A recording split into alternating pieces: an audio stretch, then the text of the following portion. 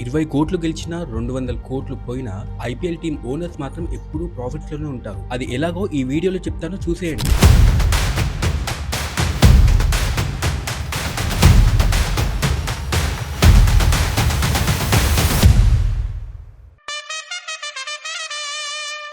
ఇప్పుడు IPL final అయిపోయింది. Winning team కి 20 క్రోర్స్ ప్రైజ్ మనీ వచ్చింది. ఇక స్టేడియంలో జనాలంతా సంతోషంగా చప్పట్లు కొడుతున్నారు. కానీ మీకు తెలుసా, ఆ విన్నింగ్ టీమ్ ఓనర్ ఆ సీజన్ లో దాదాపు 200 కోట్లు ఖర్చు చేస్తారు. ప్లేయర్ శాలరీస్ అన్ని, travel, hotels, practice, coaching staff, ఇలా అన్ని కలిపితే మినిమం 200 క్రోర్స్ అవుతుంది. ప్రైజ్ మనీ కంటే చాలా ఎక్కువ స్పెండ్ చేసి ఓనర్స్ ఎలా ప్రాఫిట్ చేసుకుంటారు? ఇక కావ్య మరన్, నీతా అంబానీ, షారుఖ్ ఖాన్, ప్రీతి జింటా వీళ్ళందరూ బిజినెస్ లో స్మార్ట్ పీపుల్. వీళ్ళు లాస్ కోసం ఐపీఎల్ టీమ్స్ ని కొనరు. అయితే వీళ్ళకి ప్రాఫిట్ ఎక్కడి నుంచి వస్తుంది? ఈ రోజు ఆ కంప్లీట్ స్టోరీ చెప్తాను. కానీ ముందు ఐపీఎల్ ఎందుకు పుట్టిందో తెలుసా? దానికి ఒక షాకింగ్ బ్యాక్గ్రౌండ్ ఉంది. 2007 లో ఇండియా T20 వరల్డ్ కప్ గెలిచింది అండ్ క్రికెట్ ఫీవర్ అంతటా ఉంది. అప్పుడే ఒక చిన్న ఇష్యూ అయింది. జీ టీవీ, జీ తెలుగు మీకు తెలుసు కదా, వాటి పేరెంట్ కంపెనీ ఎస్ఎల్ గ్రూప్, దాని ఓనర్ సుభాష్ చంద్ర, ఈయన BCCI తో ఒక పెద్ద గొడవ పెట్టుకున్నాడు. గొడవ ఏంటంటే SL group India cricket TV rights కి హైయెస్ట్ బిడ్ చేసింది. కానీ BCCI వాళ్ళకి రైట్స్ ఇవ్వలేదు, ఎక్స్పీరియన్స్ లేదు అని. దానికి పగ తీర్చుకోవడానికి సుభాష్ చంద్ర 2007 లో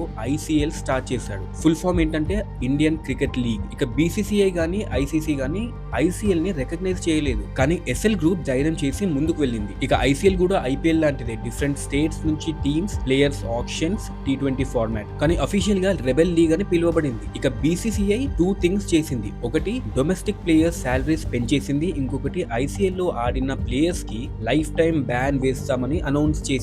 ఇక మన అంబాటి రాయుడు, రోహన్ గవస్కర్ లాంటి ప్లేయర్స్ వీళ్ళంతా ICL లో ఆడినందుకే బ్యాన్ అయిపోయారు. తర్వాత సెప్టెంబర్ 13, 2007 ICC వరల్డ్ T20 మొదలైన రోజే BCCI తన సొంత లీగ్ అనౌన్స్ చేసింది. దాని పేరే ఇండియన్ ప్రీమియర్ లీగ్. దీన్ని ప్రపోజ్ చేసింది BCCI vice president Lalit Modi. 2008 లో IPL మొదటి సీజన్ మొదలైంది అండ్ ప్లేయర్స్ అందరూ IPL వైపు వెళ్తున్నారు. అండ్ 2009 లో BCCI ICL ప్లేయర్స్ కి అమ్నిస్టీ ఇచ్చింది, అంటే బ్యాన్ లిఫ్ట్ చేసింది. అప్పటికే ICL అయిపోయింది. అంటే IPL పుట్టడానికి ICL ట్రిగర్ అయింది. కాంపిటీషన్ లేకపోతే IPL పుట్టేదే కాదు. ఇప్పుడు మెయిన్ క్వశ్చన్ కి వద్దాం. IPL టీమ్ ఓనర్స్ కి డబ్బు ఎక్కడి నుంచి వస్తుంది? First, title ownership. IPL మొదటిసారి స్టార్ట్ అయినప్పుడు దాన్ని DLF IPL అని పిలిచేవారు. అండ్ DLF అంటే India's biggest real estate company. వాళ్ళు 5 years and per year 40 crores BCCI కి ఇచ్చారు. దాని తర్వాత పెప్సీ IPL వచ్చింది, వాళ్ళు 79 crores పర్ ఇయర్ ఇచ్చారు. దాని తర్వాత 2018 to 2019 వివో IPL వచ్చింది, వాళ్ళు 440 crores పర్ ఇయర్ ఇచ్చారు.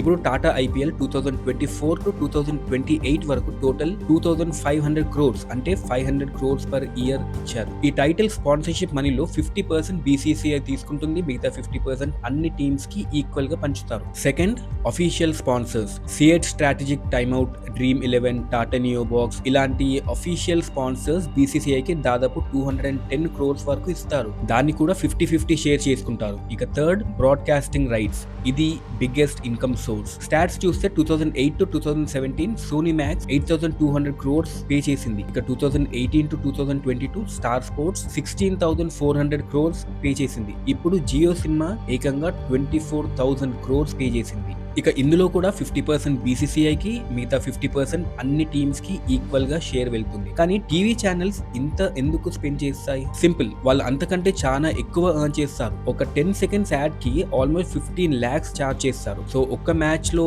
వందలాది యాడ్స్ వస్తాయి అండ్ మీరు ఇమాజిన్ చేసుకోవచ్చు వాళ్ళు ఎంత ఎర్న్ చేస్తారు అని. ఇక ఫోర్త్, టీమ్ స్పాన్సర్స్ అంటే జెర్సీ బిజినెస్. మీరు IPL చూసినప్పుడు జెర్సీ మీద చాలా లోగోస్ ఉంటాయి కదా. ఇక Jersey front side sponsor logo వేయడానికి 20 to 30 crores తీసుకుంటారు అండ్ జెర్సీ బ్యాక్ సైడ్ వేయడానికి 10 to 15 crores తీసుకుంటారు. ఇప్పుడు CSK, MI, RCB లాంటి పాపులర్ టీమ్స్ ఇంకా ఎక్కువ చార్జ్ చేయొచ్చు. ఎందుకంటే ఈ 3 టీమ్స్ కి మాత్రమే 75% ఫ్యాన్ బేస్ అండ్ మిగతా రెస్ట్ ఆఫ్ ద టీమ్స్ కి 25% ఉంటుంది. అండ్ ఫిఫ్త్ వచ్చేసి టికెట్ సేల్స్. హోమ్ గ్రౌండ్ లో మ్యాచ్ జరిగితే 80% ఆఫ్ ద టికెట్స్ మనీ ఆ టీమ్ కు వెళ్తాయి అండ్ 20% ఆ స్టేట్ క్రికెట్ అసోసియేషన్ కు వెళ్తుంది. ఎగ్జాంపుల్, ముంబై వాఖండే స్టేడియం లో మ్యాచ్ జరిగితే టికెట్ ఇన్కమ్ లో 80% ముంబై ఇండియన్స్ కి and 20% Maharashtra cricket association competition కి వెళ్తుంది. ఇక ఒక సీజన్ అయ్యేసరికి టికెట్ సేల్స్ నుంచి మాత్రమే ఒక్కో టీమ్ కి దాదాపు 20 crores వెళ్తుంది. అండ్ 6 వచ్చేసి merchandise, team jerseys, caps, phone covers, bags ఇవన్నీ ఫ్యాన్స్ కొంటారు. ఆ ఇన్కమ్ కూడా టీమ్ ఓనర్స్ కే వెళ్తుంది. ఇప్పుడు ప్రైజ్ మనీ చూద్దాం. విన్నింగ్ టీమ్ కి 20 crores,